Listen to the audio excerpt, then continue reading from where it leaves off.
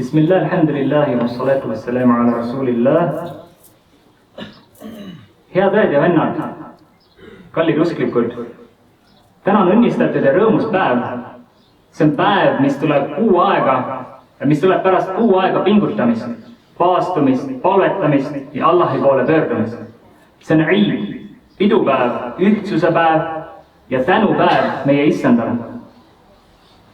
Allah ütleb Koraanis: وَلِتُكْمِلُوا الْعِدَّةَ وَلِتُكَبِّرُوا اللَّهَ عَلَى مَا هَدَاكُمْ وَلَعَلَّكُمْ تَشْكُرُونَ. Et te viiksite määratud perioodi lõpule ja ülistaksite Allahit selle eest, et ta teid juhatas ja et te oleksite tänulikud.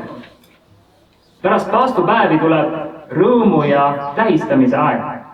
Kuid see rõõm ei ole lihtsalt maiste asjade pärast. See on rõõm Allahi teenimisest. Me oleme õnnelikud, et Allah andis meile võimaluse teda teenida, paastuda, palvetada, lugeda Koraani ja anda almust. Ärgem unustagem neid, kes olid meiega eelmisel Ramadani-kuul või enne seda, aga täna neid meie hulgas enam ei ole. Kiitkem Allahit ja olgem tänulikud, et ta andis meile elu ja võimaluse kogeda seda Eidi. Eid on rõõmupäev.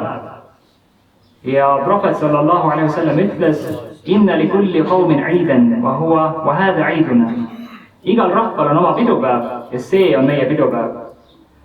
Eid ei ole kurbuse päev, vaid päev, mil me naeratame, jagame rõõmu ja tähistame halal viisil. Me paneme selga parimad riided, sööme, tervitame üksteist ja toome rõõmu oma peredele ja sõpradele.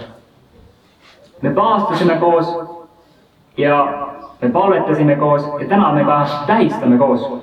Allah ütleb: Innamal mu'minuuna ikhwa. Tõepoolest, usklikud on vennad. Võime tulla erinevatest rahvustest, rääkida erinevaid keeli ja omada erinevaid kultuure, aga meid ühendab la ilaha illallah. Me oleme üks umma. Ja väikeses kogukonnas nagu meie oma ei ole ühtsus lihtsalt mingi ilus asi, mille poole püüelda, aga see on lausa vajalik. Ja ärgem laskem väikestel vaidlustel rikkuda meie sidemeid. Andestagem üksteisele ja tehkem üksteise eest duaad. Isegi kui väljaspool Eidi on meil erinevusi, erimeelsusi, siis täna meenutagem, et me kõik teenime üht ja sama Issandat ja me soovime saavutada seda sama, saavutada Allahi rahulolu ja paradiisi, inshallah. Eid on samuti võimalus suhelda oma pere ja sugulastega. Prohvet sallallahu alaihi wasallam on öelnud: Men sarrahu an yubsata lahu fi rizqi wa yunsa'a lahu fi athari falyasil rahimah. Kes soovib, et tema elatis suurendataks ja eluiga pikendataks, see hoidku sidet oma sugulastega. Isegi telefonikõne, sõnum või lühike külaskäik on väärtuslik. Kui me ei saa kõiki külastada, siis vähemalt saadame sõnumi ja ütleme neile: Taqabbal Allahu minna wa minkum, Allah võtku vastu meilt ja teilt.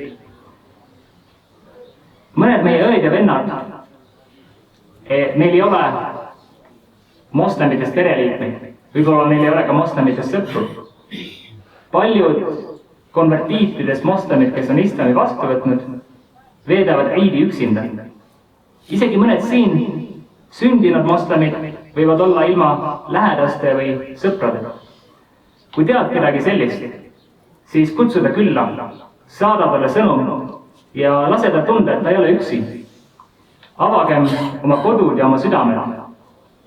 Sest Prohvet sallallahu alaihi wasallam ütles: La yu'minu ahadukum hatta yuhibba li akhihi ma yuhibbu li nafsihi. Keegi teist ei ole tõeliselt usklik, enne kuni ta ei soovi oma vennale seda, mida ta soovib iseendale. Ja mõtle, kas sina tahaksid olla Eidil üksinda. Kui mitte, siis ära lase oma vennal või õel seda tunda. Ramadan on läbi, aga meie suhe Allahiga ei lõppe. Hoidkem Ramadani vaimust midagi endaga. Olgu see igapäevane dua, mõned Koraani versid, mida me loeme, või paar lisapalvust. Prohvet sallallahu alaihi wasallam ütles: Ahabbul a'mali ila Allahi adwamuha wa in qall. Kõige armastatumad teod Allahi jaoks on need, mis tehakse järjepidevalt, isegi kui neid on vähe või kui neid on väikesed. Tehke midagi kas või natuke ja kandkem Ramadani vaimu endaga kaasas kui ülejäänud aastasse. Kui me täna siit lahkume, siis tehkem seda tänulike südametega, rõõmsate nägudega ja ühendatud hingedega. Ja olgu see tõeline iid, Allahi teenimise ja rõõmu ja usklike vahelise armastuse päev. Taqabbal Allahu minna wa minkum, olgu Allah meile armuline, andestagu meile ja hoidku meie kogukond tugeva ja siirana.